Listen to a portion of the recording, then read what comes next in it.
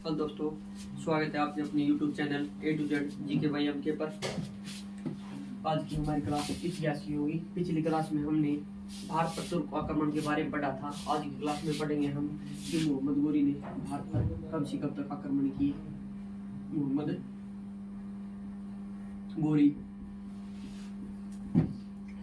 गोरी भारत में 1175 से 1206 तक रहा। 1206 के बाद गुलाम वंश की स्थापना हो गई थी भाई। ठीक है, तो सबसे पहले मोहम्मद गोरी ने भारत पर आक्रमण करने से पहले इसने 1175 ईस्वी में कहाँ आक्रमण किया था भाई? मुल्तान पर आक्रमण किया। और मुल्तान पर उस समय करामाती मुसलमान शासन कर रहे थे। उसके बाद मोहम्मद गोरी ने 1178 ईस्वी में गुजरात पर आक्रमण किया भाई, गुजरात पर। और गुजरात पर उस समय कौन शासन कर रहा था? उस समय गुजरात पर मूलराज द्वितीय। यह किस वंश का था? यह चालुक्य वंश का शासक था। 1178 ईस्वी में गुजरात पर आक्रमण किया। उस समय गुजरात पर मूलराज द्वितीय शासन कर रहा था। मूलराज द्वितीय ने ही सबसे पहले यहाँ पर कौन रहा था भाई? मोहम्मद गोरी। इंपोर्टेंट क्वेश्चन है भाई। यहाँ पर क्या हुई थी? हार हुई थी। यह युद्ध किसके बीच में हुआ था? मूलराज द्वितीय और मोहम्मद गोरी के बीच में। और इसमें मोहम्मद गोरी सबसे पहले क्वेश्चन आ जाता है, सबसे पहले किस भारतीय शासक ने मोहम्मद गोरी को हराया था? तो किसने हराया था भाई? मूलराज द्वितीय ने हराया था। गुजरात का शासक था और चालुक्य वंश का था। और 1179 ईस्वी में सिंध व कश्मीर पर अधिकार कर लिया भाई गोरी ने। 1179 ईस्वी में सिंध व कश्मीर पर आक्रमण कर इस पर अपना क्या कर लिया? इस पर अपना अधिकार कर लिया भाई। किसने? मोहम्मद गोरी ने। 1178 में सिंध व कश्मीर पर अधिकार करने के बाद मोहम्मद गोरी कहां चल पड़ा भाई? दिल्ली की तरफ चल पड़ा। ठीक है भाई। और उस समय दिल्ली पर शासन कौन कर रहा था भाई? उस समय दिल्ली का शासक था पृथ्वीराज चौहान। अब हम देखेंगे भाई इसके बारे में, पृथ्वीराज चौहान के बारे में। पृथ्वीराज चौहान, ये पृथ्वीराज चौहान वंश का शासक था। पृथ्वीराज चौहान को क्वेश्चन आ जाएगा कि भारत में उस समय जो दिल्ली थी, दिल्ली पर शासन कौन कर रहा था? पृथ्वीराज चौहान प्रथम, पृथ्वीराज चौहान द्वितीय और पृथ्वीराज चौहान तृतीय और पृथ्वीराज चौहान। ठीक है भाई। तो हमारा राइट आंसर कौन होगा?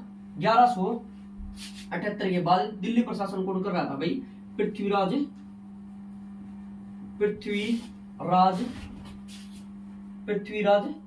चौहान तृतीय। इंपोर्टेंट बात है भाई, पृथ्वीराज चौहान तृतीय। ऑप्शन आ जाएंगे हमारे कि पृथ्वीराज चौहान प्रथम, पृथ्वीराज चौहान द्वितीय और पृथ्वीराज चौहान तृतीय। तो इंपोर्टेंट क्या होगा भाई? पृथ्वीराज चौहान ही इंपोर्टेंट है, क्योंकि हम कंफ्यूज हो जाएंगे। हमें पृथ्वीराज चौहान तो याद रहेगा, लेकिन प्रथम द्वितीय तृतीय याद नहीं रहेगा। उस समय दिल्ली का शासक कौन था? पृथ्वीराज चौहान तृतीय। इस पृथ्वीराज चौहान को अन्य किस नाम से जाना जाता था? इसे किस नाम से जाना जाता था? इसे जाना जाता था राय पिथोरा। पृथ्वीराज चौहान का अन्य नाम राय पिथोरा था। ठीक है भाई। पृथ्वीराज चौहान के कवि का नाम था चंद्रबरदाई। क्या नाम था भाई? चंद्रबरदाई। और पृथ्वीराज चौहान की कवि चंद्रबरदाई ने एक पुस्तक लिखी थी भाई। उस पुस्तक का नाम क्या था? पृथ्वीराज रासो। ठीक है भाई, पृथ्वीराज रासो। अब देखो ये तो हो गया पृथ्वीराज चौहान के बारे में। अब 1179 ईस्वी में सिंध व कश्मीर पे आक्रमण करने के बाद, उस पर अधिकार करने के बाद, जो मोहम्मद गोरी था वो कहां चल पड़ा भाई, वो चल पड़ा दिल्ली की तरफ। कहां चल पड़ा? दिल्ली की तरफ। और दिल्ली का शासक कौन था? पृथ्वीराज चौहान तृतीय। पृथ्वीराज चौहान तृतीय था। तो पृथ्वीराज चौहान तृतीय व मोहम्मद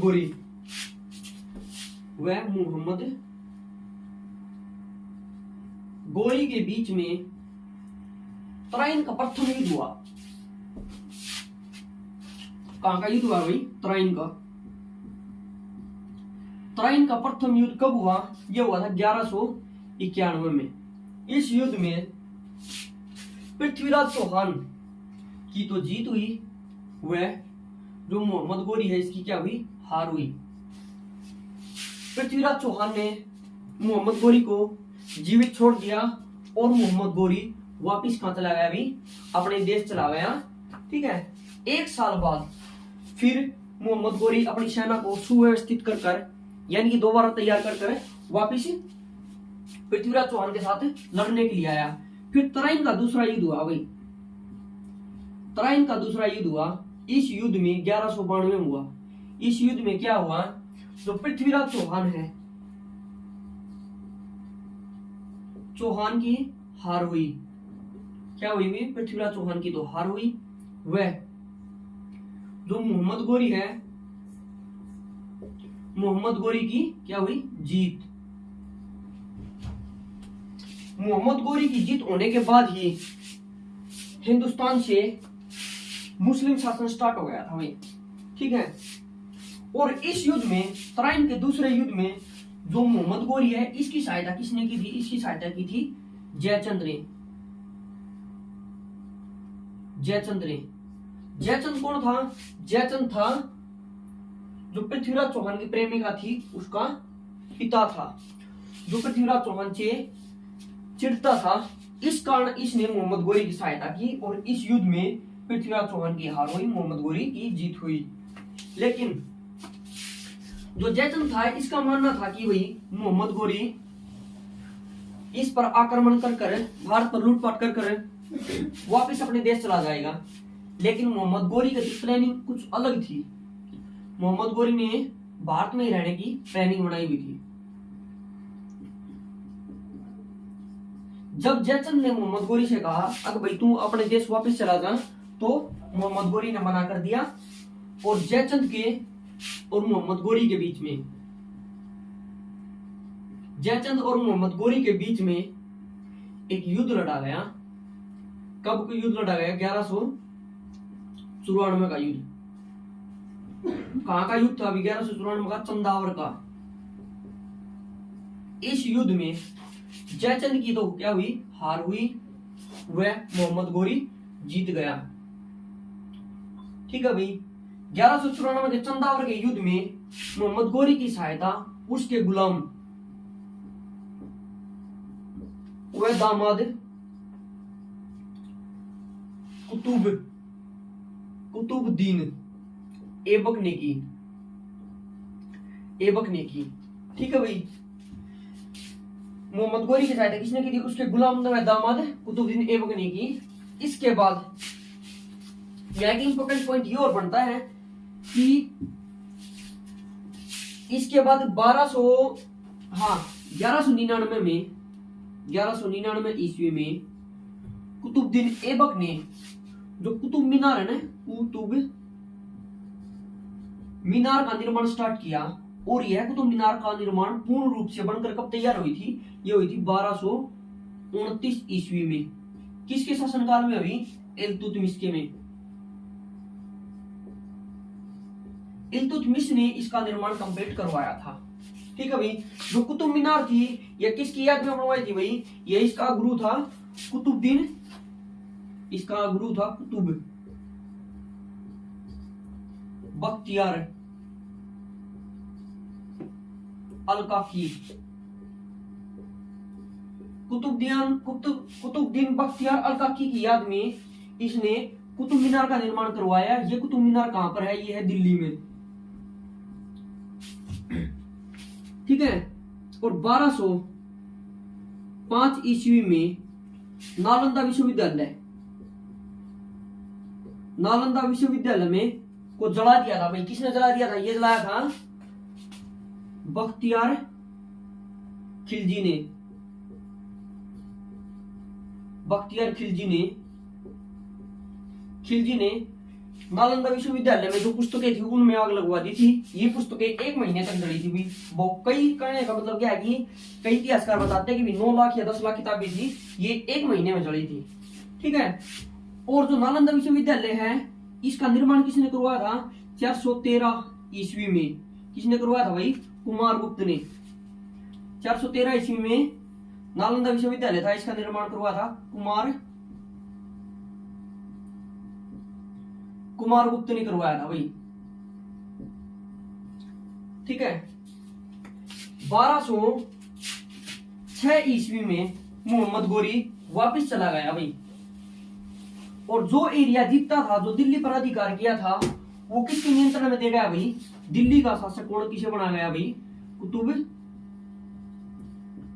ऐबक को। कुतुबुद्दीन ऐबक को दिल्ली का शासक बनाया, ठीक है। क्योंकि मोहम्मद गोरी के जाने के बाद सारा राजपाट किसके अंदर में दे गया था? कुतुबुद्दीन ऐबक। और 1206 ईस्वी में कुतुबुद्दीन ऐबक ने किस वंश की स्थापना की? गुलाम वंश की स्थापना की। अब स्टार्ट हो जाएगा अभी गुलाम वंश, दिल्ली सल्तनत। इसे हम करेंगे कल, ठीक है। आज की हमारी क्लास यहीं समाप्त होती है। अगर आपको हमारी यह वीडियो अच्छी लगे तो आप हमारे चैनल को लाइक करें, शेयर करें, सब्सक्राइब करें। धन्यवाद। आपका दिन शुभ हो।